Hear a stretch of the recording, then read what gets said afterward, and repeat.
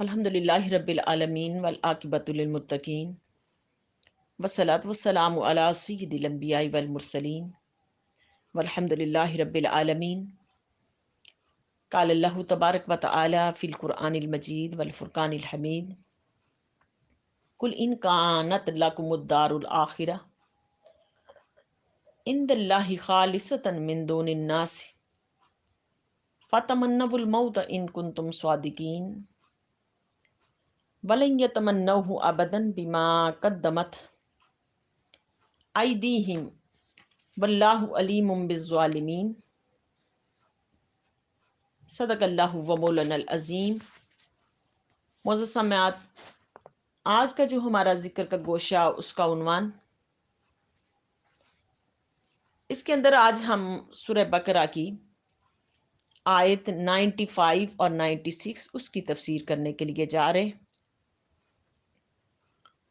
اس آیت کریمہ کے اندر رب کائنات نے قرآن مجید میں ارشاد فرمایا، کل اے محبوب ان کو فرما دیجئے، کل ان کانت لکم الدار الآخرہ عند اللہ خالصۃ من دون الناس فتمنوا الموت ان کنتم صادقین ولن یتمنوہ ابدا بما قدمت ایدیہم واللہ علیم بالظالمین۔ اب اس آیت کریمہ کے اندر رب کائنات نے ارشاد فرمایا کہ محبوب، کل اے محبوب آپ ان کو فرما دیجئے، ان کانت لکم الدار الآخرہ، کہ آپ ان کو فرما دیں کہ اگر تمہارے واسطے ایک پچھلا گھر اللہ کے نزدیک خالص من دون الناس فتمنوا الموت، تو پھر تم موت کی تمنا کیوں نہیں کرتے، ان کنتم صادقین، اگر تم اپنے دعوے میں سچے ہو تو۔ وَلَن يَتَمَنَّوْهُ أَبَدًا بِمَا قَدَّمَتْ أَيْدِيهِمْ، کہا محبوب کبھی بھی موت کی تمنا نہیں کریں گے، ابداً بِمَا قَدَّمَتْ أَيْدِيهِمْ، اور جو انہوں نے آگے بھیجا، کبھی بھی وجہ اس کے کہ جو عمل کر رہے ہیں کبھی بھی تو موت کی تمنا نہیں کریں گے۔ واللہ علیم بالظالمین، اللہ پاک جاننے والے ہیں ظالموں کے ظلم کو۔ آگے 96 آیت کے اندر فرمایا، وَلَا تَجِدَنَّهُمْ أَحْرَصَ النَّاسِ عَلَىٰ حَيَاتٍ، اے محبوب دیکھیں گے کہ یہ پائیں گے اتنا حریص لوگوں کے سامنے زندگی کو، وَمِنَ الَّذِينَ أَشْرَكُوا، جنہوں نے شرک کیا، یود احدہم، وہ تو چاہتے ہیں، لو یعمر الف سنۃ، کہ کاش ہماری عمریں 1000 سال کی ہوں، وما ہوا بمزحزحہ، نہیں مگر یہ جو مذاق کرنے والے ہیں، دور کرنے والا اللہ پاک ان سے عذاب، ان کے مذاق کی وجہ سے، ان یعمروا، کہ جو ان کو عمر دی جائے، واللہ بصیر بما یعملون، اور اللہ دیکھ رہے ہیں جو کچھ یہ کر رہے ہیں۔ اس آیت کریمہ کے اندر اس آیت کا جو تعلق پچھلی آیتوں سے چند طرح کا ہے، کہ پہلا تعلق اب تک یہودیوں کی بے ایمانی جو نہ اس کا ذکر ہے، بدعملیاں اس کے اندر ثابت کی گئی ہیں، اب موجودہ حالات میں ان کی بے دینی ثابت کی جا رہی ہے۔ کہ یہودیوں، تم اب بھی تورات کو نہیں مانتے، تورات کو اب بھی نہیں مانتے تم۔ اور دوسرا تعلق ہے کہ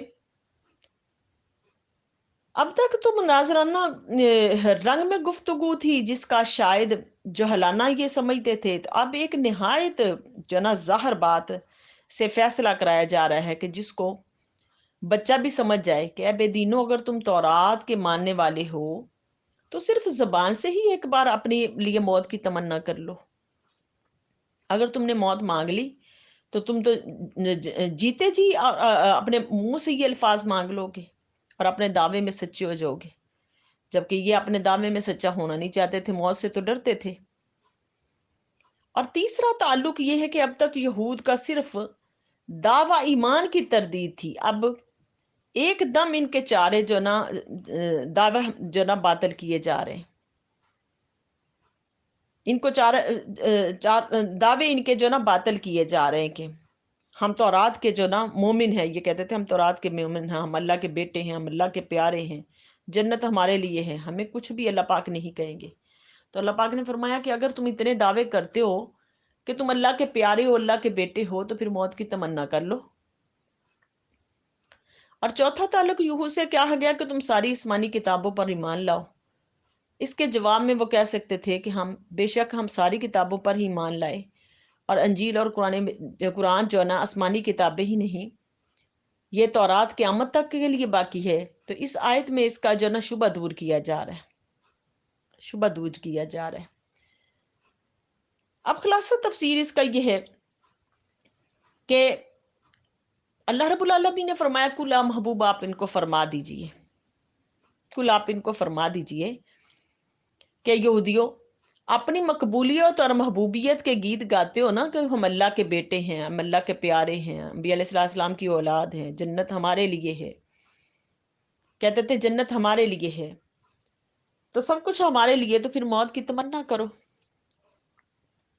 موت کی تمنا کرو، موت کی تمنا کرو، کیونکہ جنت جو تمہارے لیے ہے تو پھر جنت تمہیں ملے گی، انبیاء علیہ السلام کی تم اولاد ہو تو پھر یہ سب کچھ تمہیں ملے گا، یہ سب کچھ تمہیں ملے گا، تو پھر موت کی تمنا کیوں نہیں کرتے؟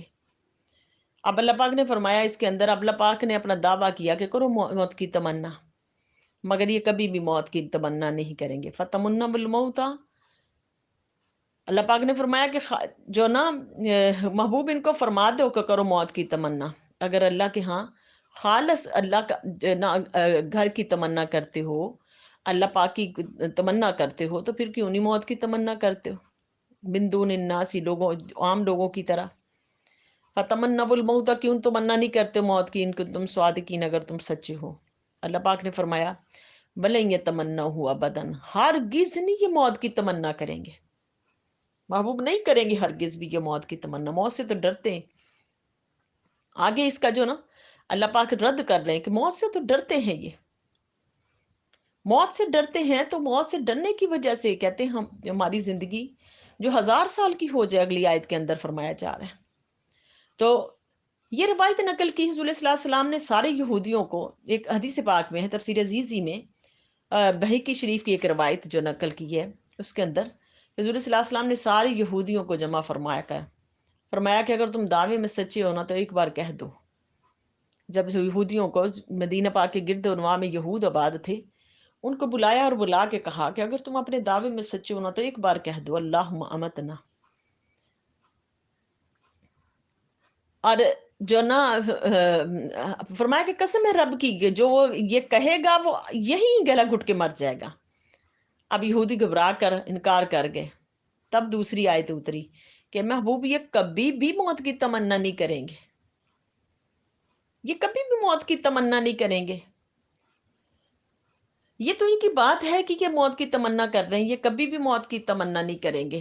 تو اللہ پاک نے فرمایا وَلَا تَجِدَنَّهُمْ أَحْرَصَ النَّاسِ عَلَىٰ حَيَاتٍ وَمِنَ الَّذِينَ أَشْرَكُوا، آپ دیکھیں گے کہ یہ جو نا پائیں گے ان کو حریص دنیا کی زندگی کے اندر، دنیا کی زندگی کے اندر اتنا حریص پائیں گے، کہیں گے کہ ہماری 1000 سال کی زندگی ہو جائے، 1000 سال کی زندگی ہو جائے، یعنی کہ دنیا کی زندگی کو اتنا زیادہ یہ اپنی حریص پائیں گے اس پر۔ تو اللہ پاک نے فرمایا یود احدہم لو یعمر الف سنۃ، یہ تو چاہتے ہیں کہ ان کی زندگیاں 1000 سال کی ہو جائیں، یہ کیسے موت کی تمنا کریں گے؟ یعنی کہ موت سے اتنا بھاگتے تھے، دعوے کیا کرتے تھے کہ ہم اللہ کے بیٹے ہیں، ہم اللہ کے انبیاء علیہ السلام کی اولاد ہیں، جنت ہمارے لیے اللہ پاک نے بنائی، اور پھر موت سے ڈرتے تھے، موت مانگتے نہیں تھے، موت جو ہے نا اس سے ڈرتے تھے۔ ویسے تو موت کو مانگنے کا جو حکم نہیں دیا گیا، نبی کریم صلی اللہ علیہ وسلم نے منع فرمایا موت مانگنے سے، لیکن یہاں اللہ پاک کا دعویٰ تھا کہ پھر موت کی تمنا کیوں نہیں کرتے ہو، کیوں نہیں موت کی تمنا کرتے، اللہ کے پاس حاضر ہونے کی تمنا کیوں نہیں کرتے ہو؟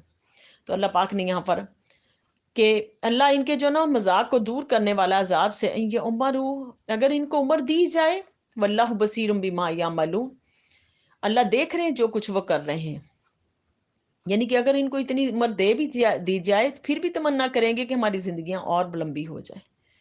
تو اللہ پاک فرما رہے ہیں کہ اللہ دیکھ رہے ہیں جو یہ اعمال کر رہے ہیں، تو اللہ پاک ان کے داموں کا اس کے اندر رد فرما رہے ہیں۔ اب اس آیہ کریمہ کے اندر،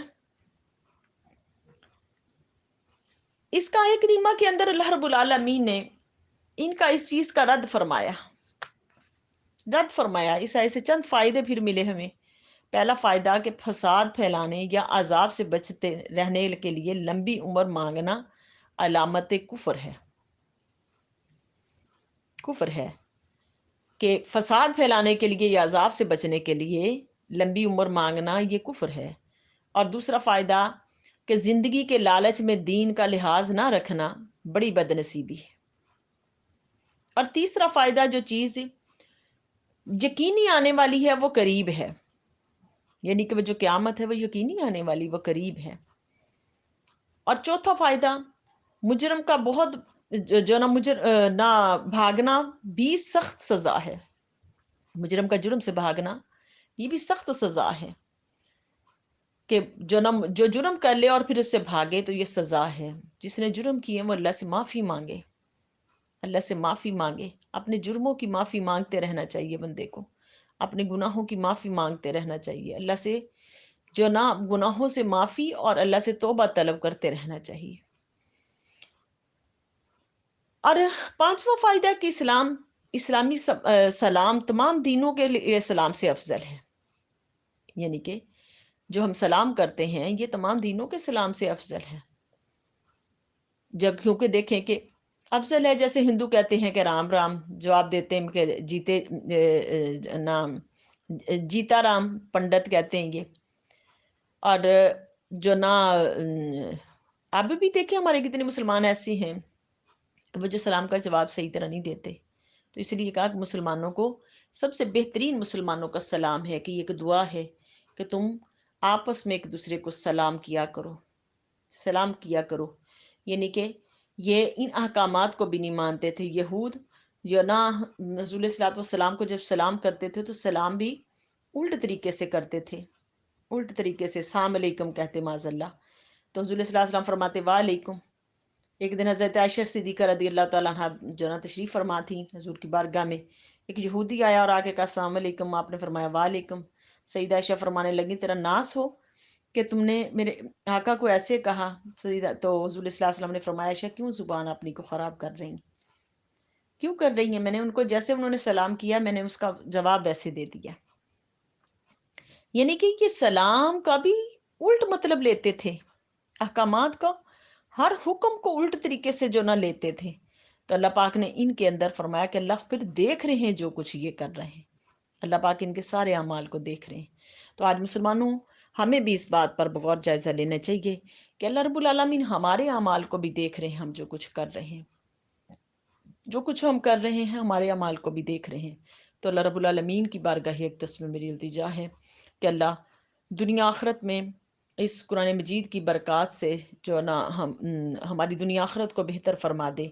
और अल्लाह हमारी इस कुरान मजीद की बरक़ात से हमारी ज़िंदगी की नहुस्तें और आखिरत की नहुस्तें सख्तियाँ अल्लाह पाक करीम दूर फरमा। वमा अलैना इल्लल बलाग। सदक़ल्लाहु व मौलाना अल अज़ीम।